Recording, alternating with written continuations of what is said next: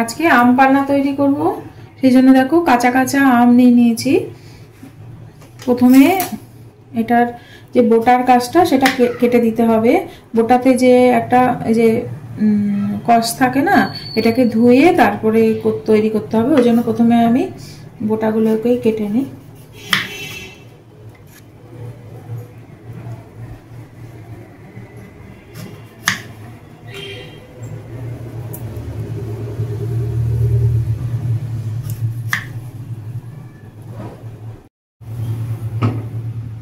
কুকারটা বসিয়ে নিলাম গ্যাস জ্বালিয়ে। এরপরে আমগুলো এই জলের মধ্যে দিয়ে দিচ্ছি সেদ্ধর জন্য।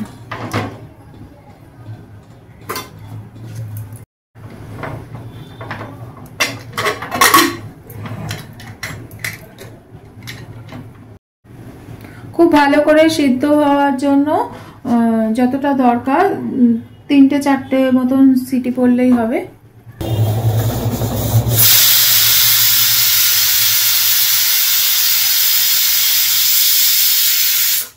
চারটে সিটি পড়ে গেল, আমি এটাকে নামিয়ে রাখলাম।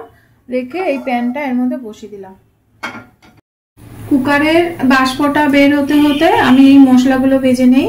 দেখো আমি একটুখানি গোলমরিচ নিয়েছি, ব্ল্যাক পেপার, কিউমিন সিড,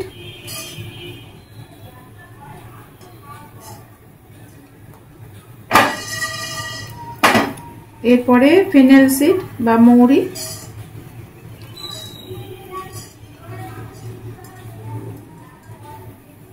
আর গ্রিন কার্ডিমম, এলাচ। দেখো এটা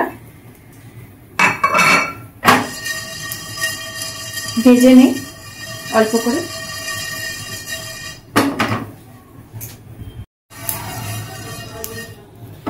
দেখো মশলাগুলো ফুটতে শুরু করে দিয়েছে। আমি গ্যাসটা বন্ধ করে দিয়ে সঙ্গে সঙ্গে ঢেলে দেবো। এই তাওয়ার মধ্যে যদি থাকে তাহলে বেশি হয়ে যাবে ভাজা, তখন আবার তেতো তেতো টেস্ট এসে যাবে। এটা একটু ঠান্ডা হোক। দেখো মশলাটা ঠান্ডা হয়ে গেছে। এরপরে আমি এটাকে গুঁড়ো করে নিই।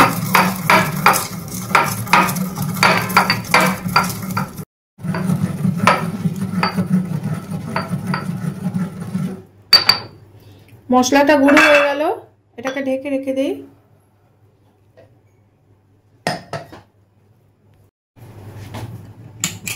এরপরে আমটা দেখি কতটা সেদ্ধ হয়েছে। দেখো আমটা সেদ্ধ হয়ে গেছে। এরপরে আমি এটাকে তুলে নিই।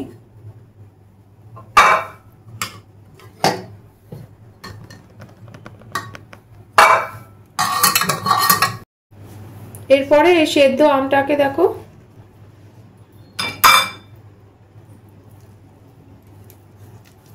এরকম করে খোসা ছাড়িয়ে এই মিক্সার গ্রাইন্ডারের বাটিটার মধ্যে নিয়ে নিতে হবে।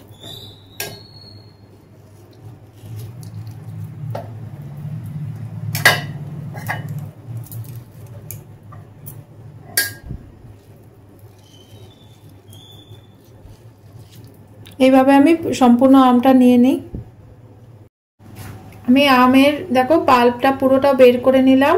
এরপরে এটাকে এই যে মশলাটা তৈরি করেছি এই মশলাটা এর মধ্যে দিয়ে দেব।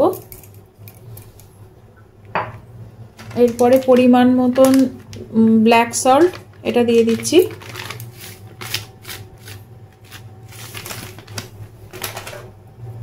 একটা লঙ্কা, গ্রিন চিলি,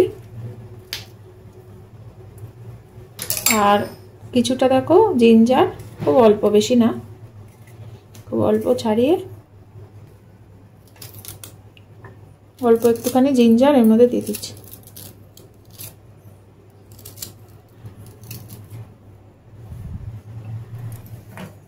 এরপরে আমি এটাকে মিক্সার গ্রাইন্ডারে পেস্ট করে আনি।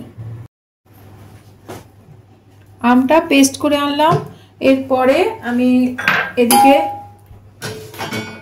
গ্যাসটা জ্বালিয়ে দিচ্ছি, দিয়ে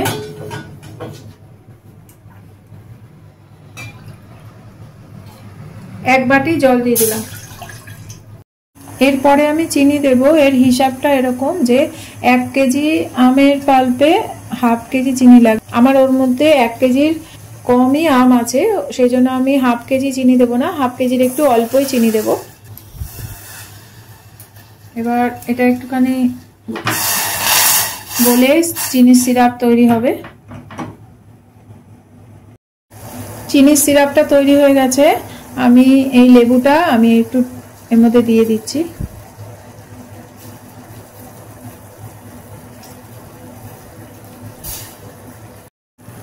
এরপরে যে পাল্পটা আমি পেস্ট করে এনেছি এই পাল্পটা আমি এর মধ্যে দিয়ে দেবো।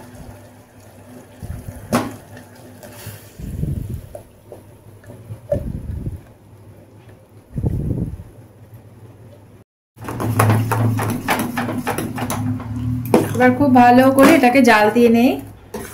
তোমাদের যদি মনে হয় এটা একটু ছাঁকনি দিয়ে ছেঁকে নিতে পারো। আমি বাড়ির জন্য করছি তো ওই জন্য ফাইবারটাকে আর বাদ দিলাম না, আমি ফাইবারটা দিয়ে করছি। এটা ফুটতে থাকুক।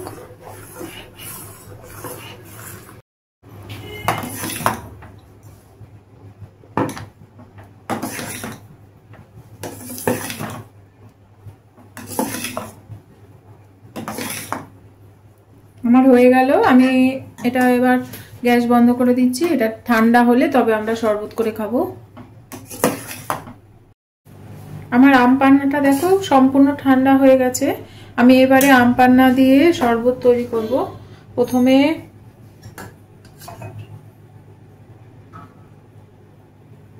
আম পান্নাটা নিয়ে নিলাম গ্লাসের মধ্যে।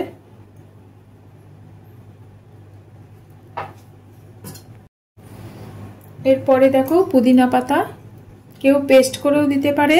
আমি ফ্রেশ পুদিনা পাতা আমার কাছেই হয়েছিল, আমি এটাকে তুলে এনে একদম ফ্রেশ ফ্রেশ ছিঁড়ে দিলাম।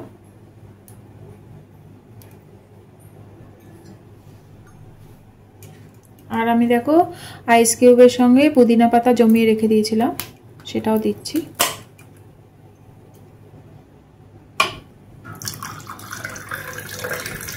এরপরে একদম ঠান্ডা জল দেখো দিয়ে দিলাম,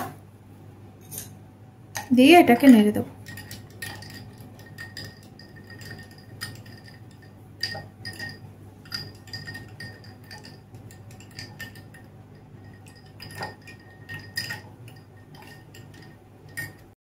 এরপরে গার্নিশের জন্য আমি এই পুদিনা পাতাটা এখানে দিয়ে দিলাম। আমার এই আম পান্না রেসিপিটা তোমাদের কিরকম লাগলো অবশ্যই জানাবে। তোমাদের ভালো লাগলে তোমরাও এরকম করে করে খেও। ভীষণ সুন্দর হয়েছে, দেখো কি সুন্দর দেখতে, কত সুন্দর হয়েছে, খেতেও খুব ভীষণ টেস্টি হয়েছে। তোমরা আমাকে সাবস্ক্রাইব করছো, ভালোবাসছো, আমার ভিডিও অনেক অনেক করে দেখছো, সেই জন্য অনেক অনেক ধন্যবাদ। তোমরা ভালো থাকবে। পরের এপিসোডে আবার আর একটা নতুন রেসিপি নিয়ে আমি ফিরে আসবো। আজকের মতন বাই।